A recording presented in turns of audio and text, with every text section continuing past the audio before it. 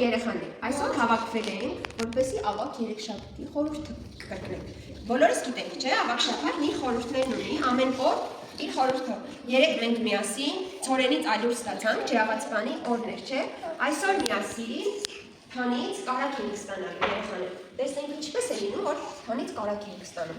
Հիմա երեխաներ, հուսերը կլցնենք տարայի մեջ ու կտամ, դուք կհարեք։ Այնքան պետք է հարեք, որպեսզի նրա մեջ յուղայնությունը դուրս գա կարակ ստանա։ Գնացինք։